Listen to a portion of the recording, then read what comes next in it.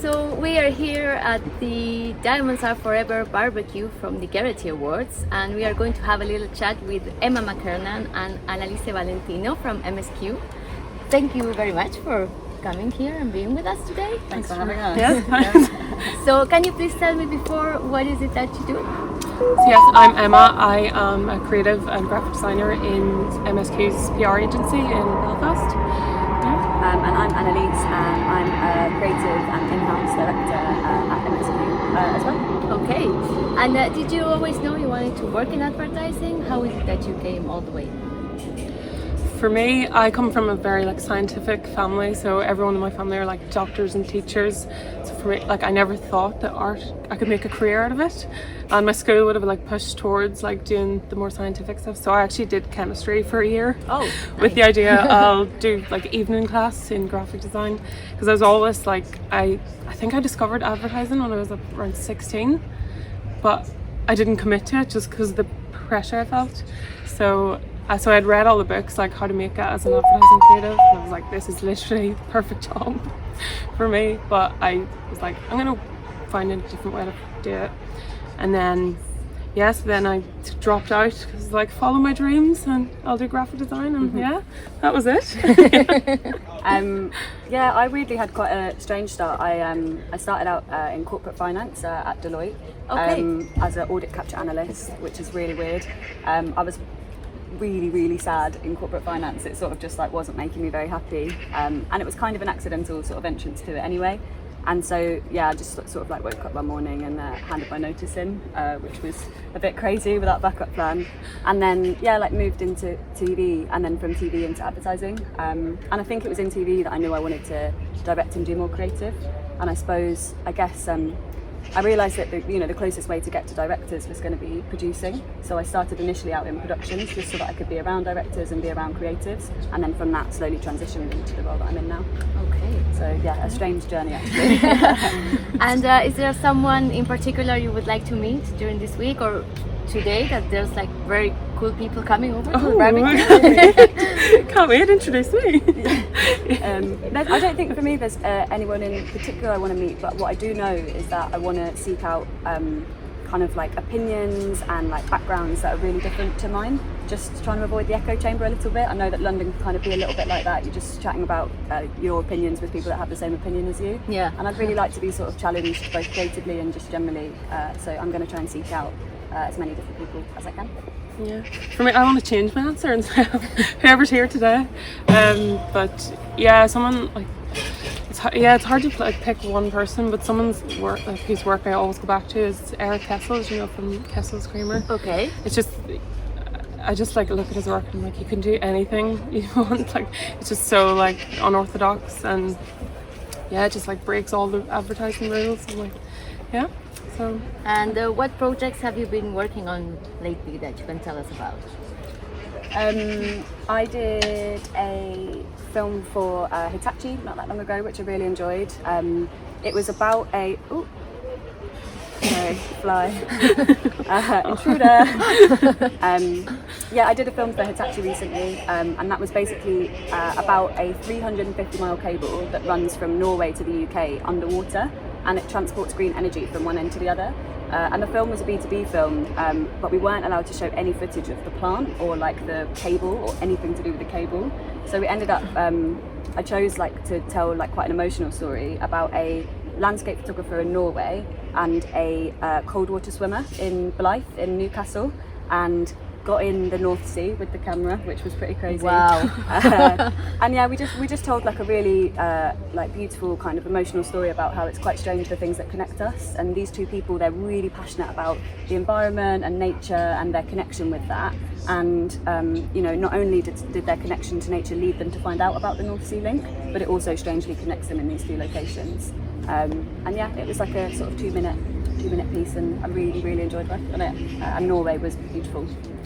Oh wow! I've never been to Norway. It's everywhere you look is just absolutely stunning. You can't look, and then it's new and different and just so diverse in landscape. So mine's less interesting. I've just trying to think of a project I can name, but it's just like since like it really feels like the world's back to normal. So I'm like even going on shoots. Like I had 3 shoots last week. It's like this is it back. So yeah, just been back at shoots and doing the odd identity for bands like you've never heard of, like from Ireland. Yeah, but Are there some new cool bands we should know about now? oh yes, Yeah? Okay. yeah. Brand new friend. Okay. Write it down. I get paid every time. Yeah, no, and yeah, just being back on shoots. Like I forgot how fun they were. Like last week, we like the weather. It was kind of a weather permitting shoot, so we kind of waited for blue sky in Ireland all day. I guess we were waiting for a very long time. So the actors had to leave, so I had to jump in and like Replace some of the actors. and like put on a wetsuit and pretend I was at the beach, soak my hair with tonic water. It was so just like things like that. I'm just like it's great how fun everything is. Great to be Yeah. doing the usual stuff that we used to do in another life. Yeah. And Annalise, your bio says that you have an art background, but you chose not to go to university. Can I know more about that? Yeah. I've got to be honest. One of the big reasons was like money permitting. It wasn't really like an option, but I can't say that is the only reason. I also just like I didn't love my like A levels. I didn't really love education at all. I felt like it kind of like worked against me quite a lot.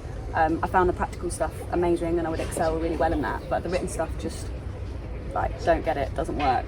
Fail after fail after fail. And so university just seemed like a really non-sensible option because I didn't know what I wanted to study, and if I was going to find that amount of money to go, I really needed to make sure that I was about to spend, it on like something life-changing. And I guess also I didn't feel like the system worked in my favour, so going and studying at university just didn't seem sensible. And I'm really glad that I didn't do it as well. I think the only thing that I sometimes get a bit jealous of is my friends' uni friends, but I've got plenty of other friends that I met along the journey anyway. Like me? Yes, exactly, like you. Who needs uni? And Emma, you for the indie band Snow Patrol. So how would you describe the creative process? Do you get inspired by the music? Do you talk to the musicians? So yeah, like I started working with them. It was like my first job after uni. I was like, wow, okay. That is a very good first job. It was the first job was designing their tour program, and so yeah, it was for their new album Wildness, and it was kind of their first song. It was like extremely like raw and like emotional, and like it was so raw, and like I love like work that merges like handmade with digital, because I don't like it's probably out of laziness. I don't like learning all about new technologies and everything, but yeah, so like adding a human element to all of my work. So I just started like throwing paint and like writing the lyric, like blasting the songs in my ear and like writing the lyrics, and it was like very collaborative, like not to like name drop, but like it was like working directly with Gary, the lead singer. He was like, yeah, I love it, and then ended up like redesigned their logo with a 5-second marker drawing, and like yeah, they just give me like free rein to like do whatever I want and throw paint around, and I was blasting their music in my ear the whole time. Yeah. So. I have to say I did listen to them before this interview because I was curious and say maybe I need to know exactly what they sound like to get some ideas. Yeah, no, they're cool. Yeah. And where do you think the industry is heading? So I've got to be honest, I don't think I feel like best positioned to answer that question yet. Okay. But I do think that in terms of where stuff is heading within the industry and not the whole industry, my experience on set over the 3 years has really changed. So on the set of like film shoots for advertising, and for me it seems to be a real just difference in attitude and a lot of changing of old behaviours. I think that it's nice to be nice, and a lot of people my age and around my age at the moment really embody that like energy and feeling on set, and a lot of old kind of shouting and different behaviours that maybe once would happen are kind of like dying out a little bit, and I think that's a really positive and like forward change for the industry. Like collaboratively and together we can make stuff happen on set, which happens a lot of the time, but we can get rid of some of the behaviours that maybe make it sometimes a bit tricky to be on set, make it difficult to be a woman on set, and Yeah, so that's not where the whole industry is heading, but that's something that I think is a great direction. That was my next question, but you've already answered.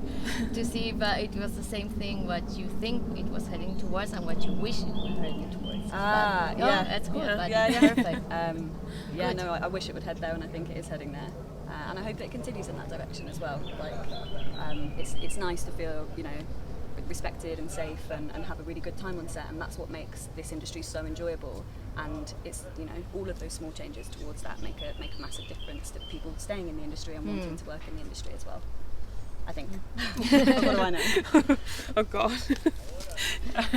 I would say I think it must be a result of COVID, or else maybe I just didn't read as much back then, but like it just seemed like the industry is like obsessed with like the next big thing in new technology, like NFTs. I am gonna know what they are one day, but hopefully they die down before I do.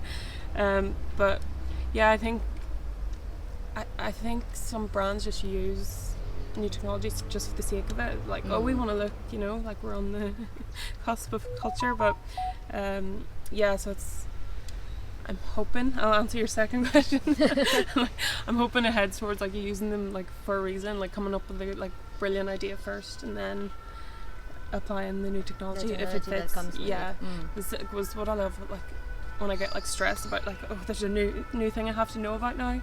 It's like there'll always just be people behind everything we do. Is like we're only talking to people as individuals, and people will always be people, so that won't change. That's very like philosophical. I didn't mean to go. So, yeah. And to end with, what projects or brief would you like to work for in the future? I think so. My housemate is Danish, and she calls me Gollebil, which means ready to cry. Oh. Because I am really emotional, just like. Will cry at like anything, negative, positive, whatever. Just like I feel a lot of feelings, I suppose. And I think I've really started to own that in my work and in the workplace, and just accept that that's who I am, and take it or leave it kind of thing. And so briefs that are people focused and about emotions and about real feelings, that even involve real people over actors as well, or lean towards documentary style, stuff like that really, really gets me excited. And I just like to pour emotion into stuff and get the best out of people. So anything that briefs me in that direction and gets me the opportunity to talk to new people and work with them on that level is an exciting brief to me. I would like to get into more like purpose-driven stuff. Like I've done a bit of it in the past, but I'd love to like do a lot more. Yeah, and I think it's just the way the world is at the minute. Like there's so many like pressing issues that we like. And as an industry of like problem solvers, like we are like perfect people to, solve them. So, I would say just any like, there's like so many issues that you can't even like pick one because like you feel bad on the other. Just sort the world out, by myself. Well, that's a big challenge. Yeah. Good luck with that. Thank you. I don't need it. Well, thank you so much for spending this time with us, and I hope you do great things in the future. I'm very sure about that. And now it's time to enjoy the barbecue and the rest of the week. I can't wait. Have Thanks fun. Thank you so much. You're welcome.